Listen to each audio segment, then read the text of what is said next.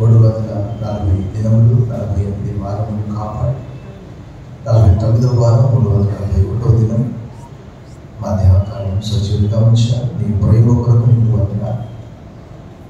దేవుడు లోకము ఎంతో ప్రేమించాడు కాగా ఆయన తన అద్వితీయ కుమారుడిగా పుణ్యవాని అందు విశ్వాసం ఉంచి ప్రతివాడు నశింపక నీతి జీవం పొందినట్లు ఆయన అనుగ్రహించాడు.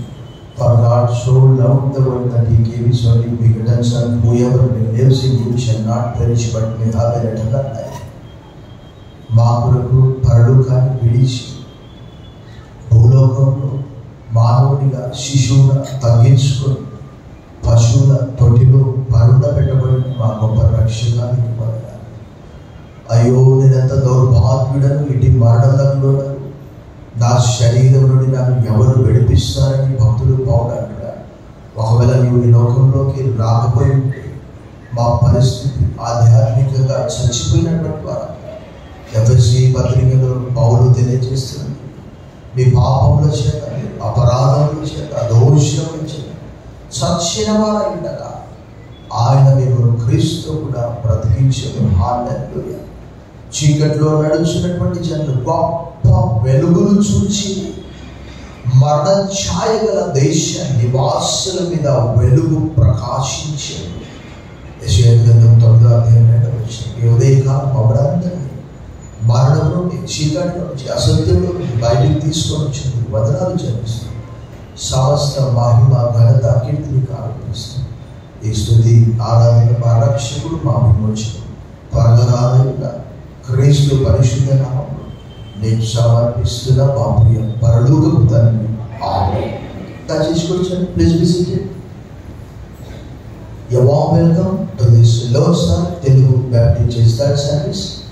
ఈ ఉదయకాల ఆరాధన గురించి అందరినీ ప్రేమపూర్వకంగా ఆరాధనలోకి ఆహ్వానిస్తున్నాను.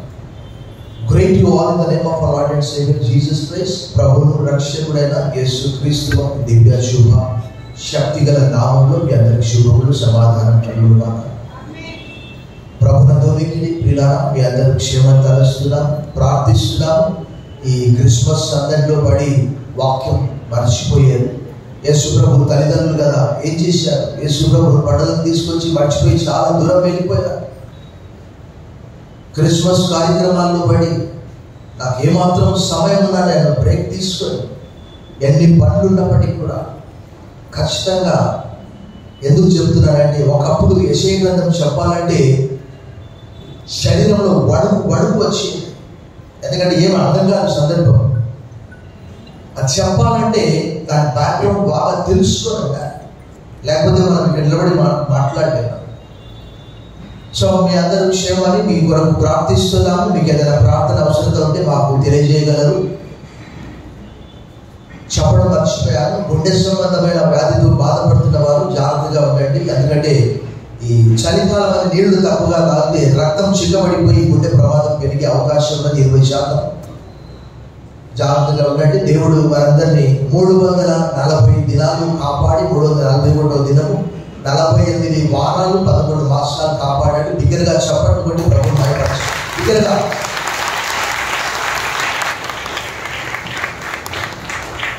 నేను ఎన్నో దినాల నుంచి అదేంటో కానీ ఈ వాక్యం పైన నేను ప్రసంగం చేయాలని అనుకుంటున్నాను. అది అటువంటి సందర్భంలో యెషయా గ్రంథం అనగానే చాలా మందికి, కొంతమంది అనుకుంటారు మాకు అర్థం కాదు అని అంటారు. కానీ దేవుని వాక్యం ఎంత అద్భుతమైనటువంటిది అంటే, మీరు తెలుసుకుంటేనే మీ ఆనందము మహాదానందంగా మారిపోతుంది. ఎందుకంటే పుట్టక ముందే ఖచ్చితంగా దేవుని వాక్యం ఏమని రాయబడ్డది? ఏలైనగా మనకు, బిగ్గరగా చెప్పండి, ఏలైనగా మనకు చెప్పిన తర్వాత 750 సంవత్సరాలకు ఈ సంఘటన జరిగింది. అంటే దేవుడు అన్నాడు, నేను మాట సెలవిస్తే ఆకాశం నుండి ఒకసారి వర్షం పైనుంచి పడడం ప్రారంభిస్తే భూమి తడుపుతుంది, తన పని తను చేసుకొని పోతుంది. అలాగే దేవుడు అన్నాడు, నా నోట నుండి వచ్చే వాక్యం కూడా అలాగే ఉంటుంది. అంటే ఆయన తన వాక్కును పంపి వారిని బాగు చేసిను, వారు పడ్డ గుంటల్లో నుండి వారిని పైకి లేవనెత్తను అనే మాట 107వ కీర్తన 20వ వచనంలో రాయబడింది. అలాగే భూమికి ఆదరించువాడు ఆయనే, ఆయన వాక్యం బహు వేగముగా పరిగెత్తున 147వ కీర్తన 15వ వచనంలో రాయబడ్డది. మనం చదువుకున్నటువంటి లేఖన భాగము మీలో కొద్దిమంది ఒక చిన్న ప్రశ్న వేస్తారు. ఎంతమంది యెషయా గ్రంథము 40వ అధ్యాయము చదివి అర్థం చేసుకున్నారు? నాకు చెప్పారు. చాలా తక్కువ మంది, ఒక 5% అంతే. లోకము టెక్నాలజీ వస్తే ఏమైనా మారుతుందా? మానవ హృదయం మారుతుందా? సెల్ ఫోన్ వస్తే లైఫ్ మారుతుందా? దానివల్ల మన జ్ఞానం వస్తుందా? మా పక్క వీధిలో ఒక అబ్బాయి బొర్రు కట్ట, నీటి ప్రవాహం చాలా ఎక్కువగా వస్తుంది, చూడాలి, దాని తపన అనమాట, రీల్స్ చేయాలి అన్న తపనతో అటు పోయి ఆ నీళ్ళలో పడి చచ్చిపోయాడు.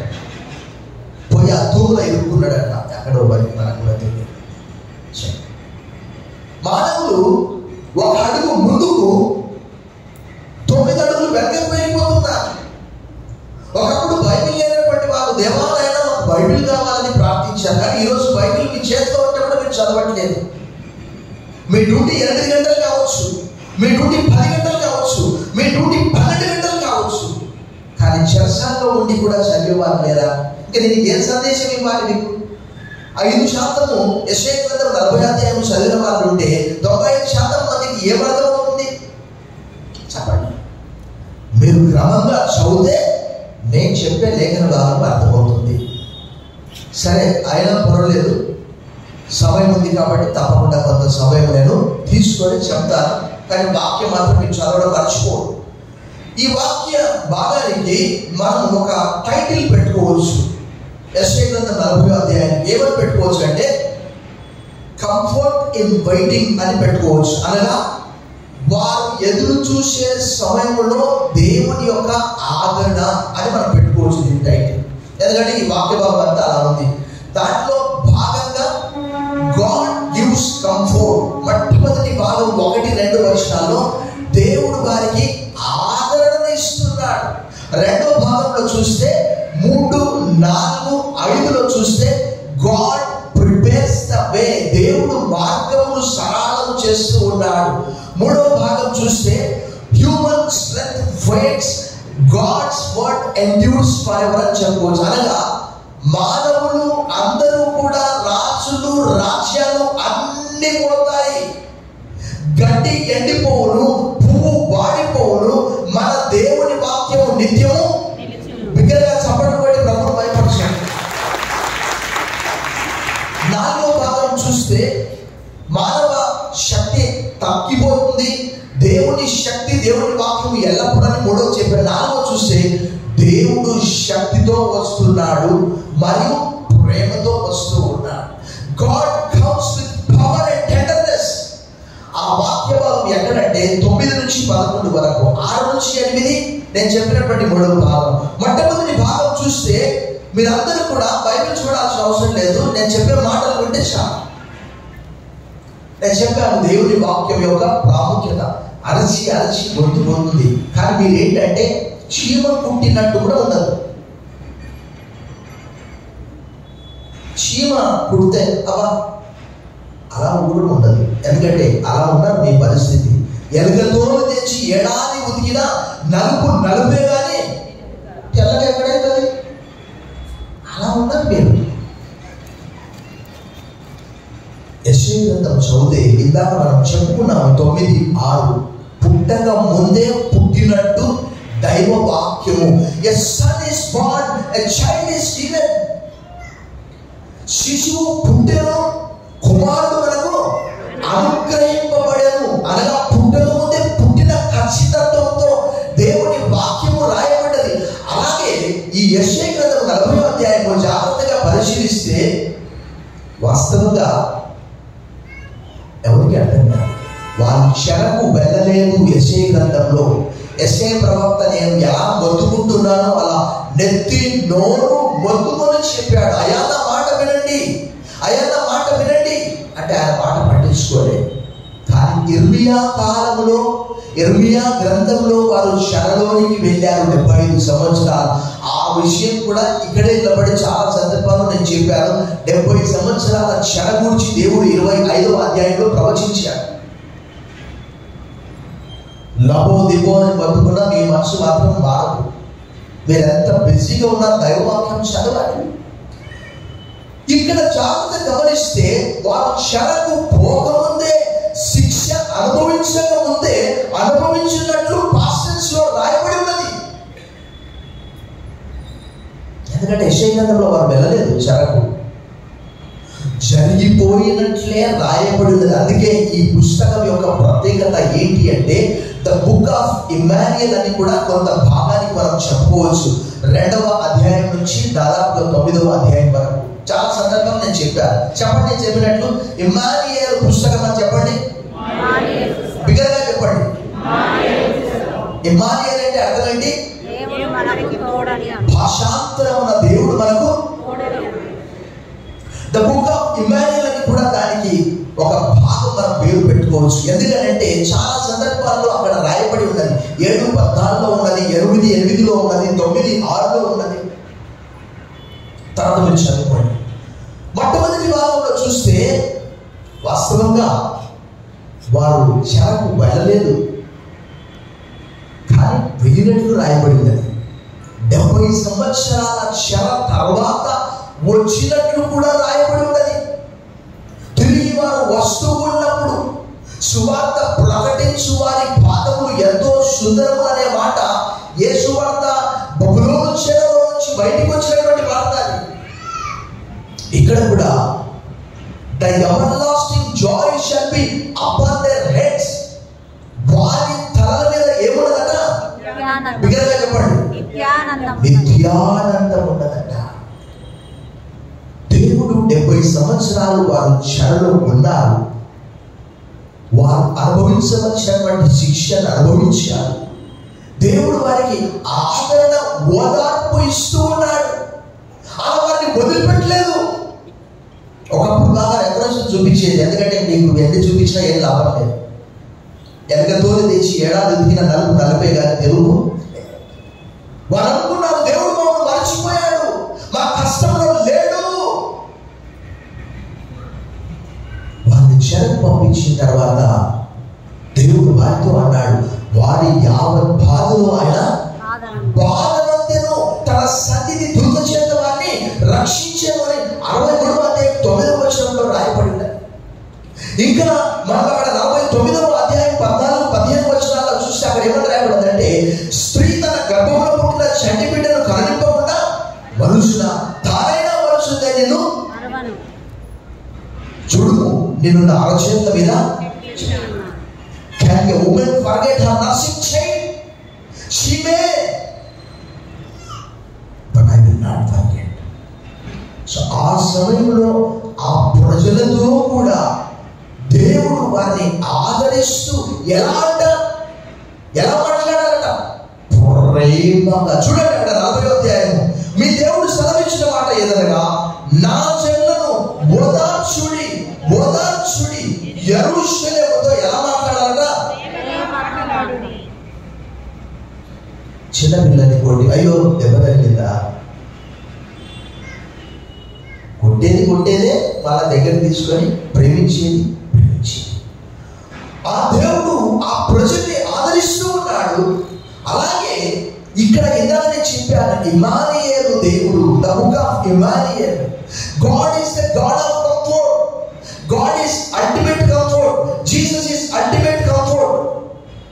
యేసు వారు కూడా ఈ లోకానికి ఎందుకు వచ్చాడంటే, బాధలో ఉన్న వారి కొరకు. మనందరికీ తెలుసు, యెషయా గ్రంథంలో ఉన్న లేఖనాలు అన్ని కూడా యేసుక్రీస్తు వైపే చూపిస్తున్నాయి. బిగ్గరగా చప్పట్లు కొట్టి ప్రభువును మహిమపరచండి. ప్రభు నజరేతుకు వెళ్ళి సమాజ మందిరంలో యెషయా గ్రంథము పుస్తకపు చుట్ట తీసుకొని దాన్ని చదివి ఏమన్నాడు చెప్పాలి? ఎవరైనా చూసాము? నేడు మీ వెలిగిడిలో ఈ వాక్యము నెరవేరింది. యెషయా గ్రంథమే చదువుతూ ఉన్నాడు. నపుంసకుడు యెరూషలేము దేవాలయం వెళ్ళి మరలా తిరుగు ప్రయాణంలో యెషయా గ్రంథమే చదువుతూ ఉన్నాడు. అప్పుడు ఫిలిప్పును దేవుడు ఆత్మ బలపరిచి పరిగెత్తుకుంటూ వెళ్ళి అతడు రథము ఇతడు నడుచుకుంటూ రథం పైన కూర్చొని నీవు చదివేది నీవు గ్రహిస్తున్నావా అంటే ఆయన ఏమన్నాడు, ఎవరైనా నాకు త్రోవ చూపించకపోతే నాకు ఎలా అర్థమవుతుంది? అరటిపండు వలిచి నోట్లో పెట్టినట్టు పెట్టినా మీకు అర్థం అవ్వలేదు. ఫుల్ ఆఫ్ ప్రాఫెసీస్ క్రీస్తు పుట్టుకను గురించి 2వ అధ్యాయం 11వ అధ్యాయం 7వ అధ్యాయం 8వ అధ్యాయం 9వ అధ్యాయం 35వ అధ్యాయం 40వ అధ్యాయం అన్ని క్రీస్తు గురించే. యేసుక్రీస్తు వారి లోకానికి ఎందుకు వచ్చారంటే మానవులందరూ కూడా మనందరికీ తెలుసు, దేవుని వాక్యంలో రాయబడి ఉన్నది, బీదలకు సువార్త ప్రకటించడానికి, విరిగి నలిగినటువంటి వారిని బలపరచడానికి ఆయన వచ్చాడు. ప్రెసెంట్ కాంటెక్స్ట్ లో, ఇమిడియట్ కాంటెక్స్ట్ లో ఇశ్రాయేల్ ప్రజలను ఉద్దేశించి మాట్లాడుతున్నాడు. లాంగ్ డిస్టెన్స్ లో సర్వ లోకాన్ని యేసు ప్రభు ద్వారా ఆదరిస్తున్నాడు. బిగ్గరగా చెప్పడం ప్రభు భయపరచాడు. ఆయన లోకానికి ఎందుకు వచ్చాడంటే దుఃఖములో ఉన్న వారిని, బాధలో ఉన్న వారిని, ఏకాకులుగా ఉన్న వారిని, తండ్రి తల్లి లేనటువంటి వారిని, బీదలను, విధవరాలను, పెరిగి నలిగిన హృదయముల వారిని బలపరచడానికి ఆయన ఈ లోకానికి వచ్చాడు. ప్రియ సహోదరుడా, సహోదరి, ఈయన నీ కొరకు వచ్చాడని నీవు తలుస్తున్నావా? ఈ అడ్వెంట్ లో ఆయన నేను ఆదరించడానికి సిద్ధంగా ఉన్నాడు. పౌలు అంటాడు, మా శ్రమ ఎక్కువైన కొద్దీ మా ఆదరణ కూడా ఎక్కువ ఉందని అంటున్నాడు. కొరింథీయులకు రాసిన 2వ పత్రిక 1వ అధ్యాయంలో ఆ విషయం రాయబడ్డది. ఆదరణ కర్తగా ఉంటున్నాడు. ఇక్కడ ఇశ్రాయేల్ ప్రజలను ఆదరిస్తున్నాడు.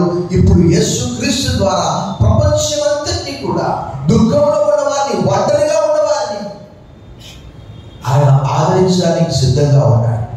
రెండవదిగా చూస్తే 3, 4, 5 వచనాల్లో దేవుడు మార్గమును సిద్ధపరుస్తూ ఉన్నాడు, సరళం చేస్తూ ఉన్నాడు.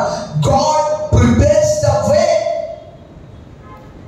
750 సంవత్సరాలకు పూర్వమే క్రీస్తును గురించి ఎవరు ప్రకటిస్తున్నారు? ఇక్కడ బిగ్గరగా చెప్పండి. ఎంతమంది చేతులు ఎత్తండి చూద్దాం. 1, 2, 3, 4, 5, 6 లెక్క పెట్టడం కష్టమే, కొంచెం 10, 12. ఇది సువార్తల్లో బాప్తిజం ఇచ్చి యోహాను, మత్తయి సువార్త 3, మార్కు సువార్త 1, లూకా సువార్తలో యోహాను 1లో కూడా రాయబడినది. ఏంటి అని అంటే, ఉదాహరణకు మనందరికీ తెలుసు, ఒక ఉన్నతమైనటువంటి అధికారి వస్తూ ఉన్నప్పుడు, దాని శంషాబాద్లో ఉన్నప్పుడు నాకు ఒక సంఘటన జ్ఞాపకం ఉంది. ఏంటి అంటే, ఎప్పుడైనా బజార్కు వెళ్తే ఎయిర్పోర్ట్కు ఎవరైనా సీఎంఓ, పిఎంఓ, ప్రెసిడెంటో, వైస్ ప్రెసిడెంటో, ఏ మంత్రులు పోతుంటే పోలీసు వాళ్ళు నా నోటితో నేను చెప్పాను, ఆ కార్ బయట నిలబడి ఎవరైనా దారిలో ఉంటే భయంకరమైనటువంటి బూతులు తిట్టుకుంటూ, కట్టెలతో కొట్టుకుంటూ ట్రాఫిక్ క్లియర్ చేసుకుంటూ వెళ్తూ ఉంటారు. కానీ ఇక్కడ బాప్తిజం ఇచ్చి యోహాను యేసుక్రీస్తుని గురించి, బాప్తిజం ఇచ్చి యోహానుకి యేసుక్రీస్తు వారికి కేవలం 6 మాసాలు మాత్రమే వ్యత్యాసం. 6 నెలల గర్భిణిగా ఉన్నప్పుడు ఎలిజబెత్ ఆ సమాచారము మరియకు తెలపబడ్డది. నీ బంధువైనటువంటి ఎలిజబెత్ గర్భము ధరించింది 6వ మాసం అని కూడా అక్కడ బైబిల్లో రాయబడ్డది. కాబట్టి మనకు అర్థమవుతుంది 6 మాసాలు పెద్దవాడాలి. సో ఆయన వచ్చి చెప్తూ ఉన్నాడు. వాక్యం చెప్పే సమయంలో వాస్తవంగా క్వైర్ అవసరం లేదు, పుల్పిట్ అవసరం లేదు, చర్చ్ అవసరం లేదు. యూదయ అరణ్యంలో చెప్తున్నాడు. ఎక్కడ చెప్తున్నాడండి? యూదయ అరణ్యంలో చెప్తూ ఉన్నాడు. అంతటా వచ్చారు జనం. ఎక్కడి నుంచి వచ్చారు? అందరూ వచ్చారు. శృంగారులు వచ్చారు, వేశ్యలు వచ్చారు, పనులు వసూలు చేసేవారు వచ్చారు. వారందరూ వచ్చి మారు మనసు విషయమైనటువంటి బాప్తిజం తీసుకుంటూ ఉన్నారు. అనగా ఆయన వస్తూ ఉన్నప్పుడు ఈ క్రిస్మస్ కైనా మన ద్వారము తీసి ఆయన మన హృదయంలోనికి ఆహ్వానించాలి. పాపమంతా కూడా విడిచిపెట్టాలి. బాప్తిజం ఇచ్చి యోహాను కూడా వారు అలాగే అన్నారు. మేమేం చేయాలి? బాప్తిజం ఇచ్చి యోహాను అన్నాడు,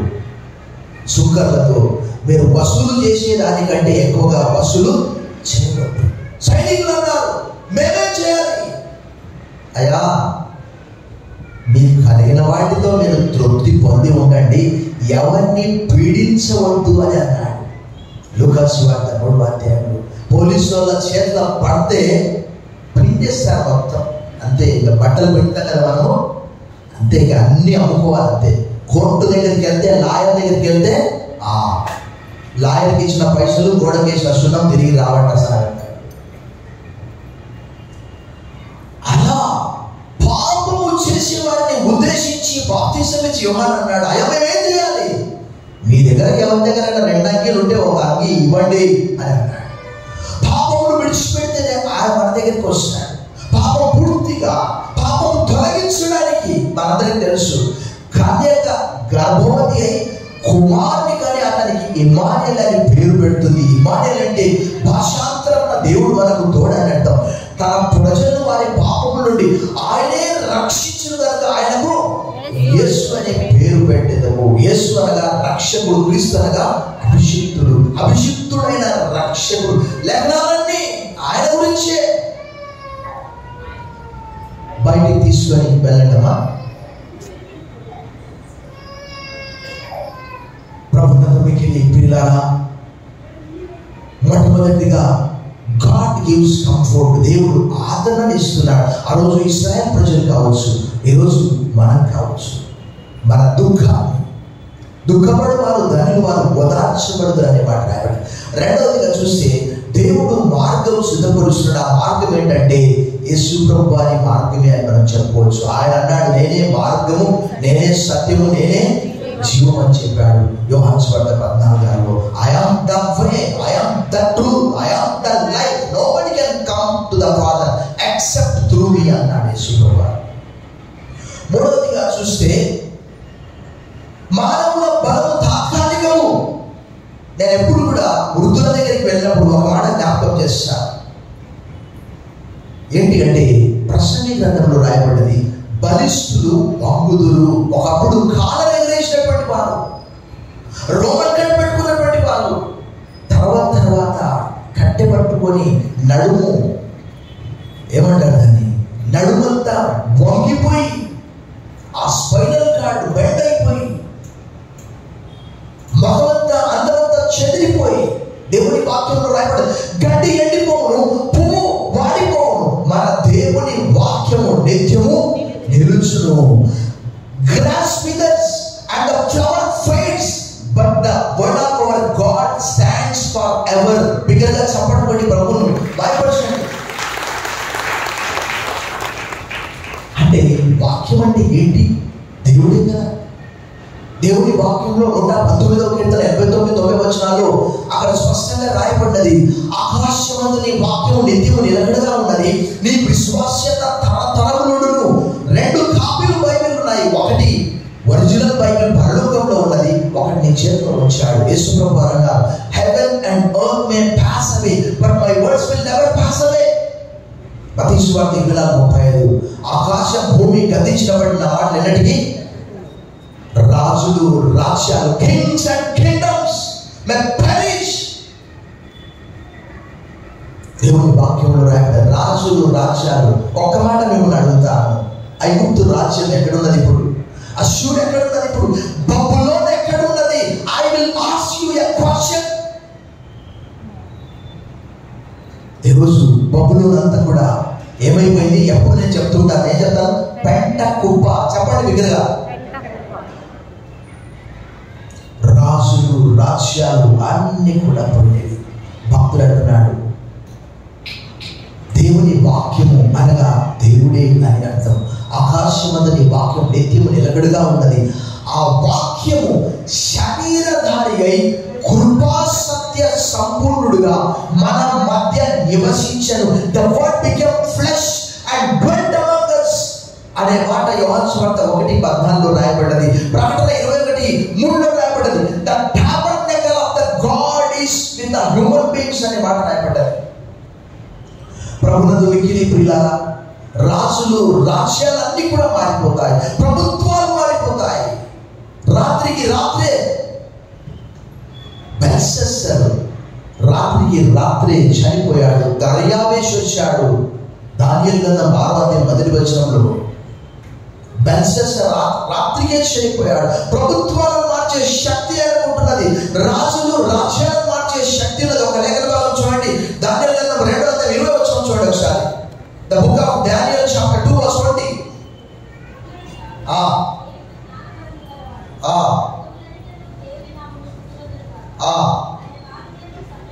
కాలములను సమయములను మార్చువాడయుండి రాజులను త్రోసివేయచ్చు నియమించుచు ఉన్నవాడు వివేకమును జ్ఞానమును చాలు. సో ఆయన ఆదరణకర్తగా దేవుడు ఈ లోకానికి మానవునిగా ఆయన లోకంలో పంపించాడు. యేసు ప్రభు రావడానికంటే ముందుగానే దేవుడు అన్ని మార్గాలు సిద్ధపరిచాడు. బాప్తిజం ఇచ్చి యోహాను ఎన్నుకున్నాడు ఆయన. మూడవదిగా చూస్తే మానవ బలము పరిమితమైనటువంటిది, కానీ దేవుని వాక్యము శక్తి గలది ఎల్లప్పుడూ. చివరిగా చూస్తే మనకున్న సమయాన్ని బట్టి గాడ్ కమ్స్ విత్ పవర్. ఎంత శక్తి గలవాడంటే ఇప్పుడు సమయం లేదు. అదే బైబిల్లో రాయబడింది. ఇక్కడే చదివిన 40వ అధ్యాయంలో ఆకాశాన్ని ఎవరైనా జనతో కొలుస్తాడా అని భక్తులు ప్రశ్నిస్తాడు. అంటే ఎంత శక్తి గలవాడు మనం అర్థం చేసుకోవచ్చు. అలాంటి శక్తి గల దేవుడు అదే సమయంలో ప్రేమతో కూడా వస్తూ ఉన్నాడు. చూడండి 9 నుంచి మనం లేఖన భాగం చూద్దాం. సియోను సువార్త ప్రకటించున్నదా ఉన్నత పర్వతము, యెరూషలేము సువార్త ప్రకటించున్నదా బలంగా ప్రకటించు, భయపడకు ప్రకటించు. ఇదిగో మీ దేవుడు అని యూదా పట్టణంలో ప్రకటించు. ఇదిగో తన బాహువే తన పక్షములో ఏలుచుండగా ప్రభువు యెహోవా తానే ఎలా వస్తున్నాడట? God comes with power and might. ఆయన యేసుక్రీస్తు రూపంలో ఈ లోకానికి ఆయన వస్తూ ఉన్నాడు. ఆయన ప్రేమతో టెండర్నెస్ అనే మాట కూడా వాడబడ్డది. ఆయన ఎలాంటి వాడు చూడండి, అక్కడ రాయబడింది 11వ వచనం. గొర్రెల కాపరి వలె ఆయన తన మందను తన బాహుతో గొర్రె పిల్లలను కూర్చి రొమ్మున ఆనించుకొని పాలించు వాటిని ఆయన. ఇది క్రీస్తు యొక్క లక్షణాలని కూడా మనం చెప్పవచ్చు. మనందరికి తెలుసు, యోహాను సువార్త 10వ అధ్యాయంలో మనం ఏం చూస్తాం? అక్కడ ఒక మంచి కాపరిని చూస్తాము. ఆయన అంటాడు, నా గొర్రెలు నా స్వరము. సో ఇక్కడ ఆయన ఏం చేస్తున్నాడు? మత్తయి సువార్త 18:11 చదవాల్సిన అవసరం లేదు. ఒక వ్యక్తికి 100 గొర్రెలు ఉంటే ఒక గొర్రె తప్పిపోయిందంట. ఏం చేశాడు? 99 గొర్రెల్ని విడిచిపెట్టి ఏం చేశాడు? ఆ గొర్రెను వెతికి దొరికినప్పుడు ఏం చేశాడట? భుజం మీద వేసుకొని వచ్చాడట. బిగ్గరగా చెప్పడం కూడా ప్రభుత్వం భయపడచ్చు. మనందరికి తెలుసు, మన గొర్రెల కాపరులను మనం చూస్తూ ఉంటాం. చిన్న పిల్లల్ని ఆ గొర్రెల కాపరు లేక కాసే వాళ్ళు ఏం చేస్తారంటే 1 కానీ 2 కానీ చక్కర ఎత్తుకొని పోతా ఉంటారు. కొంచెం పెద్దలైతే కొంచెం ఒకళ్ళు బాగాలేకపోతే భుజం మీద ఎత్తుకొని పోతారు. దేవుని వాక్యంలో రాయబడినది అక్కడ మొదటి వరకు యెషయా 46:4 అంటాడు. మొదటి వరకు అనగా తల వెంట్రుకలు నెరయి వరకు ఎత్తుకొనొచ్చు, మోసుకొనొచ్చు, రక్షించువాడు నేనే చేసిన చక్క పెట్టుకోవాడు నేనే. ఈ శక్తి గల దేవుడు ఈ క్రిస్మస్ సమయంలో నిన్ను ఆదరించడానికి నీ ఎదురు వస్తున్నాడు. నీ హృదయంలో ఎంత దుఃఖమైన ఉండవచ్చు. 147వ కీర్తన 3వ వచనంలో ఏమని రాయబడ్డది? ఎవరైనా బైబిల్ ఓపెన్ చేయకుండా చెప్పండి. అట్లా ఉంటుంది మన పరిస్థితి. గుండె చెదిరిన వారిని బాగు చేయవాడు ఆయనే, వారి గాయములన్నింటినీ కూడా కట్టువాడు ఆయనే. బిగ్గరగా చెప్పడం కూడా ప్రభువు భయపరచు. ఆయన ఆదరణ ఇస్తున్నాడు. ఆ రోజు ఇశ్రాయేలు మాత్రమే కాదు, ఈ రోజు నువ్వు దుఃఖంలో ఉంటున్నావా ప్రియ సహోదరి సహోదరుడా, ఆయన నీ యొద్దకు వస్తున్నాడు. నీ హృదయం ఆయనను స్వీకరించడానికి అడ్వంట్లో సిద్ధంగా ఉన్నదా? ప్రభు అంటున్నాడు, ఇదిగో నేను చూడండి, నీ హృదయం అనే తలుపు తట్టుచూ ఉన్నాను. ఎవరైనా తలుపు తీస్తే నేను లోపలికి ప్రవేశించి అతనితో కూడా భోజనం చేస్తా, అతను నాతో కూడా భోజనం చేస్తాడు. మనం చూస్తూ ఉన్నాం, మన ముందు ఎంతో మంది క్షణాలలో గొప్పవారు సైతం చనిపోతూ ఉన్నారు.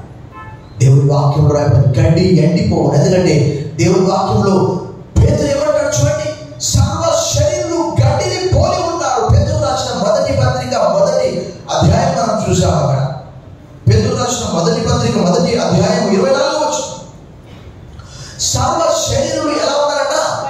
గడ్డిని పోలిన వారు. వారి అందమంతా ఎలా ఉన్నారట? గడ్డి ఎండును దాని పువ్వును. అయితే ప్రభు వాక్యము ఎల్లప్పుడూ నిలుచును. మీకు ప్రకటింపబడిన సువార్త అందాన్ని చూసి మురిసిపోతారు కొంతమంది. అంటారు కదా, కుక్క మురిసినట్టు మురుస్తారంట కదా. కుక్క అనుకుంటుందంట ఒక మంచి దుప్పటి తెచ్చుకొని కప్పుకోవాలనుకుంటుందంట. తెల్లనగానే మళ్ళీ ఏం చేస్తుందంట? దులుపుకొని వెళ్ళిపోతుందంట. ప్రభువును మిక్కిలి ప్రియులారా, ఇశ్రాయేలు ప్రజలు ఎదురు చూసే సమయంలో మనందరికీ తెలుసు, యెషయా 9:2 చదవాల్సిన అవసరం లేదు. చీకట్లో నడుస్తున్నటువంటి జనులు ఏం చూశారట? గొప్ప వెలుగును చూశారట. మరణ ఛాయ గల దేశ నివాసుల మీద ఏం ప్రకాశించిందట? వెలుగు ప్రకాశించిందట. వారందరూ అయ్యో మమ్మల్ని ఎవరు విడిపిస్తారు? అలాంటి సమయంలో చివరిగా నేను ఎప్పుడు ఒక మాట ఈ మధ్య వాడట్లేదు, కానీ పౌలు వాడే ఆ మాట, అయ్యో నేనెంత దౌర్భాగ్యుడను, ఇటు మరణంలో నన్ను నా శరీరం నుండి ఎవరు నన్ను విడిపిస్తారు? Oh I am a rich man that who will rescue me from this body of death అని అక్కడ 7:24-25 ఒక మాట చెప్తాడు. I thank God through Jesus Christ our Lord and Saviour అంటాడు. యేసు క్రీస్తు ద్వారా దేవునికి నేను కృతజ్ఞతాస్తుతులు చెల్లిస్తున్నాను అంటాడు. సో ఈ దేవుడు ఈ అడ్వంట్లో ఎదురు చూసే సమయంలో వారిని ఆదరించాడు, మార్గం సిద్ధపరిచాడు. దేవుడి వాక్యం నిరంతరం నిలుస్తుంది. మానవ శక్తి అపరిమితమైనది, కానీ దేవుడి శక్తి ఎల్లప్పుడూ ఉండేది. రాజులు రాజ్యాలు పోతాయి, దేవుడు శక్తి గలవాడే, కానీ ఆయన ప్రేమామయుడు. ఆ ప్రేమామయుడు ఈ అడ్వంట్లో నీ ఎదురు రావడానికి సిద్ధంగా ఉన్నాడు. ఒకవేళ స్వీకరించడానికి సిద్ధంగా ఉంటే తప్పకుండా ఆయన నీ హృదయంలోని ప్రవేశిస్తాడు. తను వచ్చని ప్రార్థన చేశాడు. సర్వశక్తి గల దేవా, ఈ దినంలో డిసెంబర్ మాసము మొట్టమొదటి ఆదివారం 341వ దినం 49వ వారం మాకు సజీవులుగా ఉంచారు. మీకు వందనములు రాజా. ఇదిగోనైనా క్రిస్మస్ మాసనగా నీవు మానవునిగా అవతరించావు. మా కొరకు మా కష్టము, నష్టము, దుఃఖము, అవమానము, దుఃఖములకు ప్రతిగా, అవమానములకు ప్రతిగా, నిందకు ప్రతిగా నిత్యానందం ఇస్తానన్న ప్రభా, నీకు వందనములు చెల్లిస్తూ యేసు నామములో ప్రార్థిస్తున్నాం తండ్రి, ఆమేన్. సమయంలో మనం ప్రార్థన విందాం. చరణంగా ప్రజలు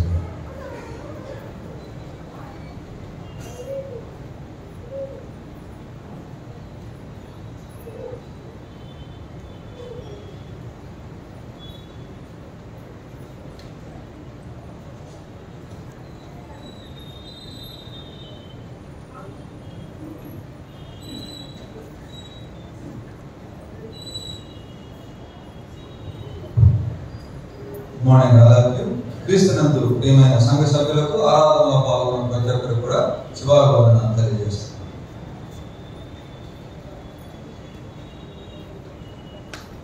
సండే స్కూల్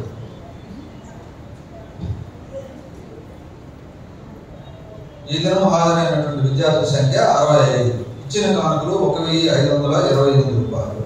వచ్చిన టీచర్స్ 3.